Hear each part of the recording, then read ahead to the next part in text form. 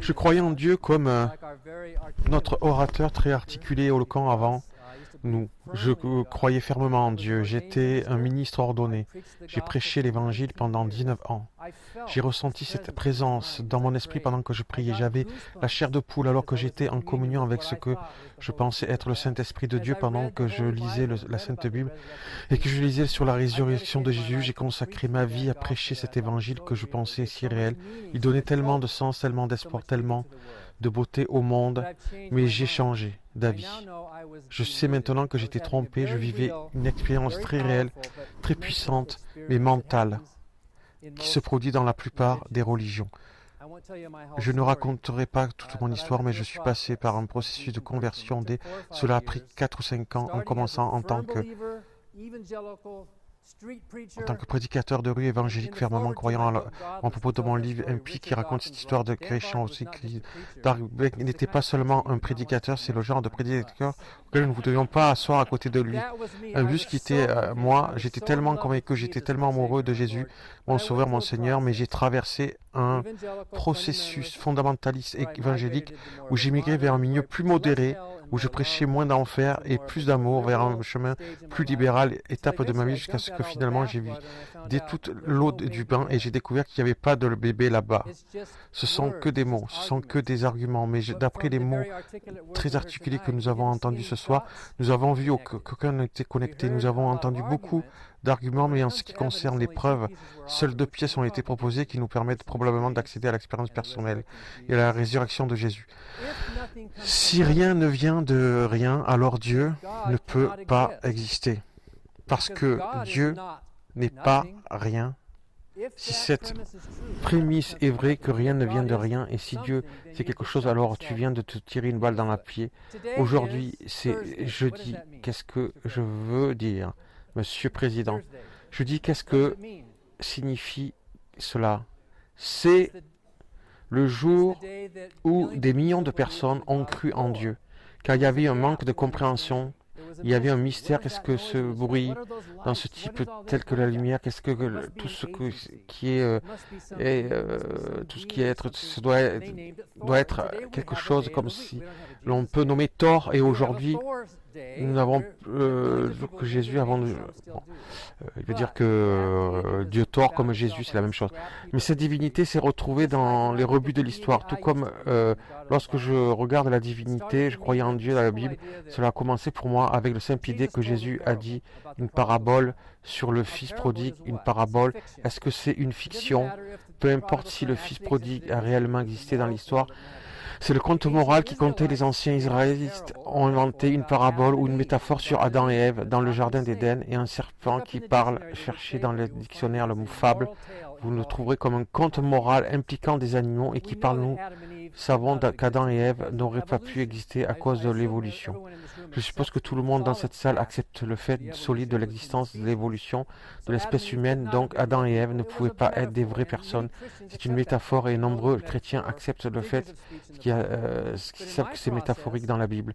Mais dans mon processus, si le fils prodigue est une fabrication, si Adam et Ève sont une métaphore, alors qu'en est-il de cet autre personnage, ce Yahvé, ce Jéhovah, ce personnage Elohim? Où tracez-vous la limite quand nous savons que les humains sont très doués pour inventer des mythes, comme la tortue des mêmes ancêtres amérindiens, la tortue qui a nagé à travers les eaux et qui a grandi la boue du fond, a créé le continent, une histoire métaphorique merveilleuse, mais cela n'est pas vraiment produit. Le personnage divin lui-même est aussi une de ces fictions dont j'ai réalisé que c'était peut-être une fiction utile, peut-être qui donnait un sens, peut-être de l'espoir, peut-être ça donnait un but que je fixe néanmoins. La raison pour laquelle je suis non-croyant aujourd'hui est à cause du manque de preuves dans l'argumentation en faveur d'une divinité. S'il y avait des preuves réelles de l'existence d'un Dieu, alors quelqu'un aurait pu gagner le prix Nobel pour avoir souligné que n'importe quel scientifique dans le monde sauterait sur l'occasion pour dire c'est parti. Je veux dire, s'il existe une force du cosmos jusqu'ici inconnue que nous n'avons pas encore été en mesure de déterminer, c'est que les scientifiques du monde n'aimeraient pas faire valoir ce point, ce qui n'a pas encore été fait. Tout ce que nous avons et ce que nous appellerions, et je pense que beaucoup de croyants ont appelé Dieu les éclairs, les tonnerres, les éclairs en étaient maintenant comblés, peut-être justement le constat initiatique. Peut-être à l'origine du Big Bang, nous avons certaines lacunes dans la science, et ces lacunes animent la science. Ces lacunes, nous n'aurons pas cherché, pas de recherche scientifique. Ce qu'il me proposait, c'est la foi et la croyance. Et vous avez été très éloquent en disant qu'une croyance en Dieu, qu'est-ce que vous croyez est Dieu, mais que la croyance n'est pas une connaissance, la croyance est simplement une affirmation selon la Bible que vous, croyants, croyez, que la croyance est la preuve que la chose non vue, substance des choses, espère. La croyance n'est pas une preuve à tout moment. Accepter une affirmation par la foi, vous admettez que cette affirmation ne peut pas être acceptée sur ses propres mérites. Elle n'a pas la force d'être acceptée comme n'importe quelle autre hypothèse, peut-être scientifique. Les scientifiques se réunissent tous les dimanches matins et leur sanctuaire scientifique s'incline devant la tête et disent « Oui, le boson de Higgs est réel. Je sais dans mon cœur que le boson de Higgs est réel. J'aurai la foi. Je serai fort envers le monde laïque qui remet en question ma croyance selon laquelle la particule divine est réelle. » Oh mec, s'il le faisait d'une telle chose, on pourrait penser qu'il n'était pas sûr du concept, n'est-ce pas? Ouais, c'est ce qu'on trouve avec la foi, se gonfler constamment, être fort, résister au monde, croire en ses absurdités, malgré les doutes. La résurrection de Jésus-Christ, l'histoire de la résurrection de Jésus-Christ est le pire exemple que l'on puisse donner pour la fiabilité de la Bible. Et je n'exagère pas. Laissez-moi vous dire pourquoi je n'exagère pas. De nombreuses histoires dans la Bible vous sont données, une ou deux fois. L'histoire de la résurrection est donnée 5 fois. Vous pouvez le comparer. Les érudits n'ont jamais été capables de concilier ces récits contradictoires de la résurrection de Jésus. Et en plus de cela, il y en a beaucoup avec le tombeau ouvert ou fermé, quand les femmes sont arrivées, quel message des gens donnent, combien des anges étaient au tombeau, et ainsi de suite. En outre, nous avons, à travers le développement au 1er siècle, du mythe chrétien que les premières histoires étaient simples. Il n'y avait pas d'anges, il y avait très peu d'événements remarquables. Mais au fur et à mesure, 10, 20, 30 ans plus tard, vous découvrez de plus en plus jusqu'à ce que vous arrivez au livre de Jean, vous trouvez ces histoires extravagantes, ce que vous voyez dans le développement de l'histoire de la résurrection dans le Nouveau Testament et le développement d'une légende commençant simplement, grandissant au fil du temps et devenant de plus en plus fantastique. C'est une erreur. Pour traiter ces récits comme s'ils étaient plats ou s'y poser tout en même temps, nous pouvons voir sous nos yeux le développement d'un simple élément de vérité sans phare, peut-être une histoire sur quelqu'un qui aurait pu ascensionner spirituellement, comme si nous disions que grand-mère est morte et est allée au ciel. Peut-être que le premier apôtre dit que Jésus est mort et est allé au ciel, mais c'est exagéré. Donc la résurrection de Jésus-Christ n'est pas une preuve de l'existence d'un Dieu, et même dans ce cas, ce serait simplement une preuve d'un homme et ressuscité des morts. Comme reliez-vous les points? Nous souffrons aussi d'une définition cohérente d'un Dieu. Nous avons une proposition, cette maison croit en Dieu. Quel est ce mot? Quel est ce mot Dieu? Veut dire, il y en a beaucoup, je n'ai pas le temps d'entrer dans les détails, mais il y en a beaucoup de propriétés incompatibles qui, de nombreux théistes attribuent à cette divinité. Un peu comme dire que cet acte est un célibataire marié. Un célibataire marié peut-il exister? Logiquement, cela ne peut pas être le cas et il existe des caractéristiques mutuellement incompatibles de cette divinité que de nombreux théistes ont avancé, qui en font un célibataire marié. Par exemple, Dieu est censé être un omniscient, qui a le libre arbitre, mais si vous connaissez l'avenir, vous ne pouvez pas en avoir 4, vous l'aurez. Je ne peux pas dire libre arbitre humain, c'est un grand débat de savoir si nous l'avons ou non, mais nous sommes d'accord qu'entre Dieu, vraisemblablement, c'est être un être personnel doté de libre arbitre, qui connaît ses propres décisions futures, afin d'avoir le libre arbitre, peu importe la légitimité de la période déterminée pendant laquelle vous avez vraiment des options. Vous pourrez choisir le café ou un thé, je pourrais choisir ceci ou cela, mais bon, il est en train de dire qu'on ne peut pas avoir le libre arbitre et connaître l'avenir. Réfléchissez là-dessus. Vous n'êtes pas un libre arbitre personnel, donc si votre définition de Dieu est que Dieu est omniscient et libre, il ne peut pas exister. Il veut dire qu'il ne peut pas être omniscient et libre.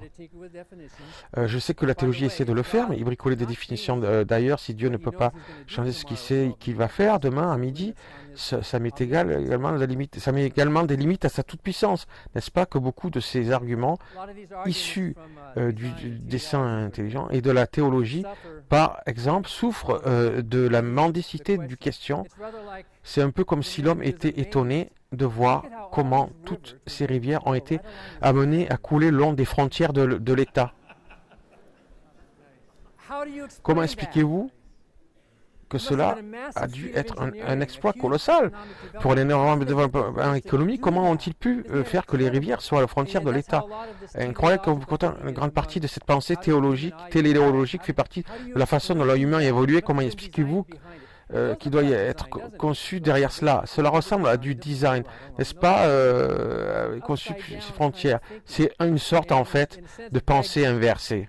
Et dans un sens, soulève la question de l'idée selon laquelle, dans certains de ces arguments téléologiques, la complexité nécessite un concepteur. Et Richard a souligné quelque part, ici dans son livre de l'horloger aveugle, tout ce qui est suffisamment complexe pour concevoir une complexité fonctionnelle. Toute divinité qui pourrait concevoir doit avoir un esprit qui est au moins aussi complexe fonctionnellement que la chose qu'il a bien conçue. Si votre principe est que la complexité fonctionnelle nécessite le concepteur, si tel est votre principe, alors l'esprit de cette divinité doit également accepter cette prémisse et vous entrez dans cette régression infinie du bien alors que Dieu avait besoin d'un Dieu plus grand et d'un Dieu plus grand lui-même. La plupart des scientifiques préfèrent arrêter de spéculer, faire autre chose que spéculer sans fin. En montage de tortue, une autre marque qui va à l'encontre, la montagne de tortue, qui va à l'encontre de la preuve de l'existence d'un Dieu et le manque d'accord entre le croyant. S'il y a une divinité que vous aimiez et que vous tient à cœur, pourquoi savez-vous que les croyants sont d'accord sur les questions morales que vous nommez, c'est le mariage homosexuel, le suicide assisté, un médecin, la recherche sur les cellules souches, les problèmes sociaux lorsque vous luttez en tant que chrétien croyant et en train de Bible. Paul a écrit dans le Bible, Dieu n'est pas l'auteur de la confusion. Dieu écrit dans la Bible n'est pas l'auteur de la confusion. Mais qu'y a-t-il de plus qui a amené plus de confusion que la Bible? Tu te dis, bien ne devrait-elle pas que les gens sont battus avec l'idée de Dieu pendant la guerre de 30 ans? C'était le baptême des enfants, la transubstantiation des gens ont été tués pour ces raisons-là. Jean Calvin a fait enquêter son ami, tuer son ami pour une présupposition à l'accord des croyants, pour faire sur un petit sujet biblique. Calvin a fait tuer quelqu'un. Le problème du mal, l'orateur précédent a souligné que c'est probablement le talon d'Achille de la théologie. Tout ce que vous avez à faire est d'entrer dans n'importe quel hôpital pour enfants et vous savez qu'il n'y a pas de Dieu, du moins pas de bon Dieu. Peut-être qu'il y a un Dieu maléfique, ces enfants meurent eux-mêmes à un rythme aléatoire, même si leurs parents prient désespérément, aimant désespérément ces enfants qui veulent une sorte d'intervention divine. Et pourtant, comme le dit Gayler, qui est ancien président de Freedom from Religion Foundation, rien n'échoue comme la prière. Ce serait une preuve si vous pourriez fournir des preuves scientifiques que la prière fait réellement une différence organique. Non seulement qui vous fait sentir mieux, mais une différence réelle dans le monde réel qui met quelque chose sur la table montre que la prière, c'est quelque sorte de se parler à soi-même. Même finalement, il n'y a pas besoin de croire en Dieu. Des millions, de dizaines de millions de personnes sur cette planète vivent des vies heureuses, des vies productives, des vies morales, des vies déterminées, des vies d'espoir et de sens, sans nous faire d'illusions sur l'existence de ces personnalités invisibles, peuplant un royaume surnaturel. Nous sommes très heureux, merci, sans que cette croyance, basée sur tout cela, soit plus susceptible de rejeter la proposition que de l'accepter. Merci. Donc là, c'est fini. Donc, je suis sûr que Dieu ne peut pas être libre et en même temps être omniscient, c'est-à-dire connaître l'avenir. Bon, il y a un long développement philosophique qui est possible, mais bon, peut-être qu'il faut replacer l'homme à sa place et Dieu à sa place. On sait très bien qu'un électron, avec les théories d'Einstein, pas la théorie de l'évolution de Darwin, mais avec Einstein, la physique quantique, il y a la physique quantique et l'autre, je ne me souviens pas là, les deux théories principales d'Einstein, on sait très bien qu'on l'a vérifié même scientifiquement. On l'a vérifié scientifiquement, là c'est moi qui parle maintenant. quand il dit Dieu ne peut pas être libre et omniscient.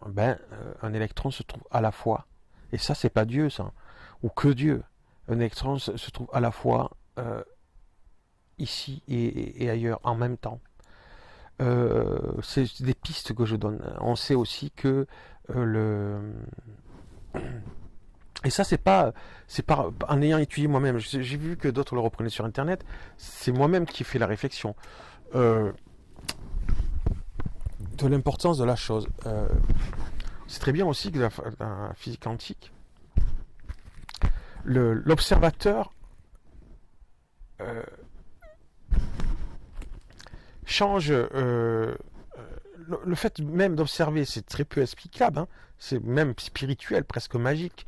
N'en déplaise aux physiciens, ils savent très bien ça. S'ils ont un problème, parce que, comme dirait, je ne me rappelle plus, les scientifiques athées, surtout, ils aiment bien se moquer pour intimider et pour que ceux qui ne sont pas d'accord avec eux se taisent. Non, non, on peut faire les choses de manière civilisée. Ce que je suis en train de dire, il y a les commentaires. Il y a un physicien même athée qui a un problème, qui parle sur le fait que un atome ou les électrons, je ne me rappelle plus, se trouvent à deux endroits différents et que l'observateur, quand on observe euh, les atomes, le fait même d'observer l'atome, ça change le résultat. Que c'est miraculeux quelque part, dans le premier sens du terme, ou de second ou de matière métaphorique, c'est un fait. Même eux, qu'ils soient athées ou pas, on peut appeler ce mot, c'est miraculeux. C'est étonnant, c'est le fait même d'observer, sans agir. Ça change le résultat quand on observe les atomes de comment ils se déplacent. Ils n'ont pas la réponse encore. Donc, il y a des choses qu'on ne sait pas, et de dire que comment Dieu peut être libre et omniscient à la fois, il y a bien des choses que même là, totalement scientifiques, les scientifiques ne répondent pas, et que c'est assez miraculeux que deux atomes se trouvent à deux endroits différents. En même temps, oui bien en même temps, comment ça peut être possible? Que le fait même d'observer un atome, ça change son fonctionnement, entre guillemets, ou son déplacement. C'est pas expliqué, c'est vraiment miraculeux.